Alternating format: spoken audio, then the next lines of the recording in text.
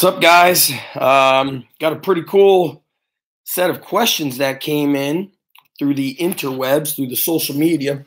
So I want to answer those, and this should be fun because most people send in some bland questions. So drinking my hot cup of tea, man. I love it. Okay. Your clients are all professional athletes. Are there also hobby athletes? So none of my clients are professional athletes. I train youth athletes, middle school, high school, collegiate. I train some adults, and here and there, I've got some athletes that are training for a sport in Olympic trials. We've had swimming, fencers, judo, wrestling, and I think that's it. What kind of sports do your female athletes participate in? We've had swimmers, volleyball, girls lacrosse, soccer, track and field, various track and field events from hurdles to long jump to all kinds of sprinting.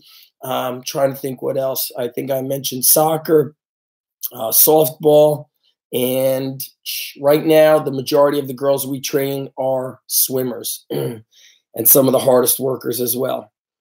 Question number 3, what do you think of powerlifting? I love it. You know, powerlifting and Westside Barbell and Elite FTS are some of the biggest influences I've come across from the early days. You know, Marty Gallagher, Purposeful Primitive, you know, all the legends of powerlifting are who really I tend to follow and learn from. I think powerlifting is amazing and has tremendous carryover to sports and life mindset. Question number 4, what kind of request do the men and women turn to you for? Do they want to be stronger, more muscular, slimmer, or bigger? The women, when they reach out, tend to be most intrigued with the positive message I bring across through basically my Strong Life Insider, which is like my daily emails. It's like my daily punch in the face. Talk about training hard and living hard and getting after it. So the women are super inspired by that, which tends to be, it's great. And that tends to be a very small percentage of, I guess, like my fan base. I don't even know what the proper word is. The men have such a variety from they need motivation. They need a punch in the face, you know, literally and figuratively. They have gotten out of shape and want to get into shape. Many of them, it's a blend of the mental and the physical where they've lost confidence in themselves. They've lost that edge and they want to get stronger in not just the gym, but in life. And that's where this whole Strong Life podcast evolved from.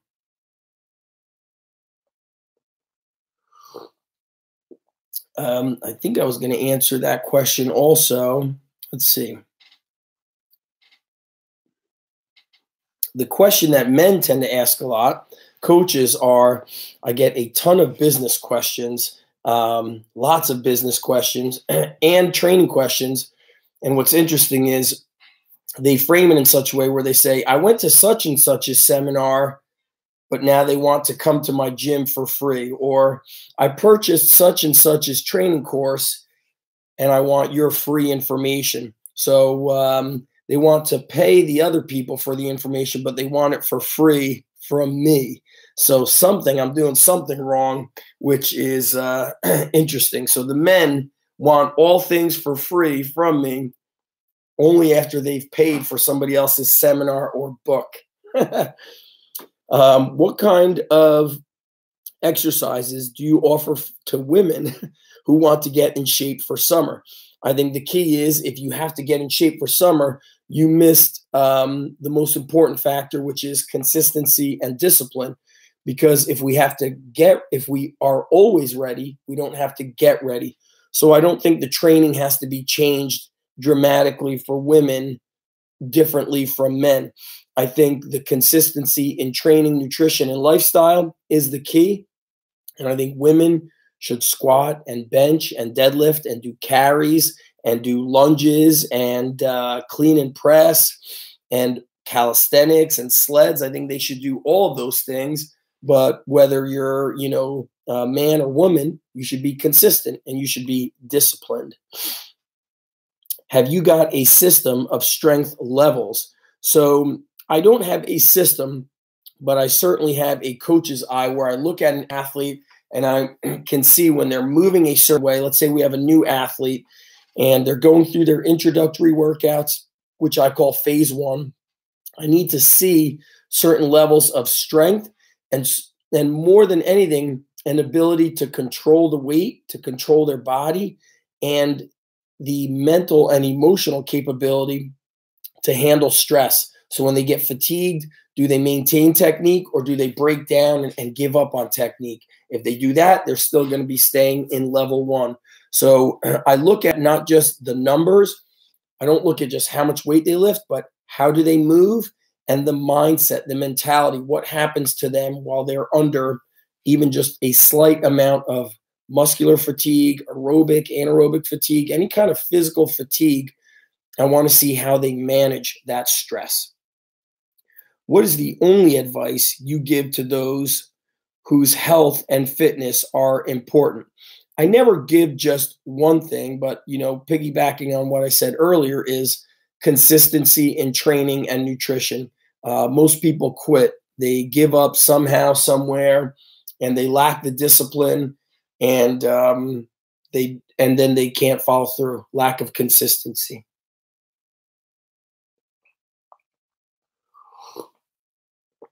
You can't get better if you don't show up. Who is your role model? My parents and my grandparents. Without a doubt, they are my role models. I have some close friends that I look to and connect with on training advice, life advice, business advice. But when I think about fortitude and discipline and taking risks, I posted on Instagram and Twitter, my grandparents escaped the Holocaust. My grandfather fought in the Polish army. Then he fought in the Russian army and then in the Israeli army. My grandfather never owned a car. He rode his bike everywhere. He walked everywhere. He took a bus. Yet he was such a strong man. The house that he built, all the trees that he planted around the house, the fruit trees. My grandfather is my role model. My father, my mother, just some of the toughest people we know. I was not born in this country, moved to America at 11 months old, and I watched my father go through many ups and downs, create his own business, building a business, working for other people. I watched my mom work extremely hard as an operating room nurse for over 30 years. And just that kind of work ethic and toughness made me who I am. And I would certainly say my high school wrestling coaches changed my life. So I got a question here. Jay saying, I love your channel. I'm a new high school wrestler in 11th grade. Jay, that's awesome. I'll give you a little advice, buddy. Take advantage of all my free YouTube videos, all the free workouts I post on YouTube and ZachEvanesh.com and GetWrestlingStraight.com. Take it and run with it and put it to use. Every day get better and every day put forth work ethic. Check out all the free instructional videos on YouTube with wrestling, because just through watching it, you're going to get better. Go and find some wrestling camps and attend them. Even if your team doesn't go, I want you to go. If you could find a local strength coach, connect with that local strength coach and become a member of that gym. Train like a savage. That's the advice for you, my friend. What do you do to spend in your free time?